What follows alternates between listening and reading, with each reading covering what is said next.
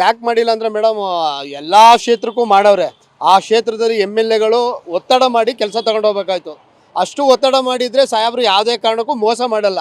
10% ಅವ್ರಿಗೆ MLA ವಿರೋಧ ಪಕ್ಷದ ನಾಯಕರಾದರೂ ಕೂಡ ಅವ್ರು ಕೆಲಸ ಮಾಡ್ಕೊಂಡೇ ಬಂದವ್ರೆ.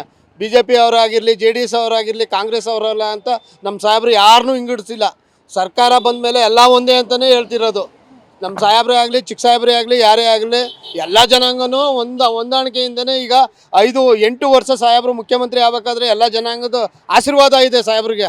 ಅದು ಆಶೀರ್ವಾದ ಇರೋದ್ರಿಂದ ಸಾಹೇಬರು ಇವತ್ತು 8 ವರ್ಷ CM ಆಗಿರೋದು, 2 ಸಾರಿ ವಿರೋಧ ಪಕ್ಷದ ನಾಯಕರಾಗಿದ್ದರು, 5 ಬಾರಿ MLA ಆಗಿರೋದು. ಇನ್ನೂ ಆಶೀರ್ವಾದ ಮೇಡಮ್. ಅವ್ರಿಗೆ ನಾವು ಪ್ರಧಾನಿ ಆಗಬೇಕು ಅಂತ ಆಸೆ ಇದೆ.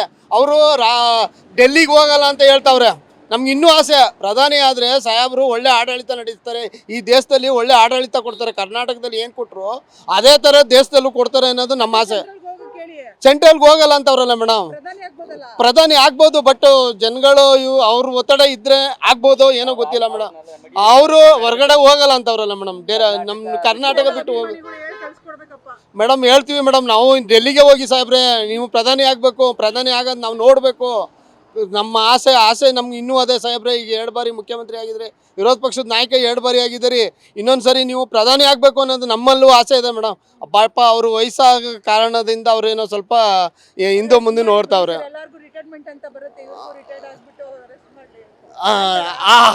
ಮಾಡಲ್ಲ ಮೇಡಮ್.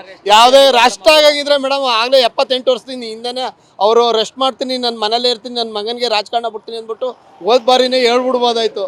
ಇಲ್ಲ ಬೇಡ, ನನ್ನ ನಂಬವ್ರೆ, ನಾನು ಅವ್ರಿಗೆ ಒಂದು ಒಳ್ಳೆ ಕೆಲಸ ಮಾಡ್ತೀನಿ ಅನ್ನೋಂಥಗೋಸ್ಕರ ನನ್ನ ನಂಬವ್ರೆ. ನಾನು ಮತ್ತೆ ರಾಜಕಾರಣಕ್ಕೆ ಬರಬೇಕು ಅಂದ್ಕೊಂಡು ರಾಜಕಾರಣಕ್ಕೆ ಬಂದು ಈಗ 3 ವರ್ಷ ಮುಖ್ಯಮಂತ್ರಿ ಆಗಿದ್ರು ಮೇಡಮ್. ಅದೆಲ್ಲ ಹತ್ತೇ ಬಿಡ್ತೀನಿ ಮೇಡಮ್. ಯಾಕೆಂದರೆ ಅದು ದುಃಖ ಆಯ್ತಾ ಇದೆ. ಯಾಕೆಂದ್ರೆ ನಮ್ಮ ಕ್ಷೇತ್ರದಲ್ಲಿ CM ಆಗಿ ಏನೇ ಒಂದು ಇಷ್ಟಾಗ್ರ ಪೇಪರ್ ಇಟ್ಕೊಂಡು ಹೋಗಿ ಕೊಟ್ಬಿಟ್ರೆ ಸಾಹೇಬ್ರೆ ನಮ್ಮೂರಿಗೆ ಕೆಲಸ ಇದೆ. ನಮ್ಮೂರಲ್ಲಿ ಇಲ್ಲ ಅಂದರೆ ಸುಮಾರು 2003ರಲ್ಲಿ ಒಂದು ಚೂರು ಕೆಲಸ ಆಗಿತ್ತಿಲ್ಲ. ಬಟ್ 2013ರಿಂದ ಇಡೀ ನನ್ನ ಊರಲ್ಲಿ ಇವತ್ತು 2.25 ಕೋಟಿ, ಎಷ್ಟು 130 ಮನೆ ಇರೋದು, 2.25 ಕೋಟಿ. ಈಗ ಮೊನ್ನೆ 83 ಲಕ್ಷ ಕೆಲಸ ಕೊಟ್ಟರು ಒಂದು ದೇವಸ್ಥಾನ ಅಭಿವೃದ್ಧಿ ಮಾಡೋಕ್ಕೆ.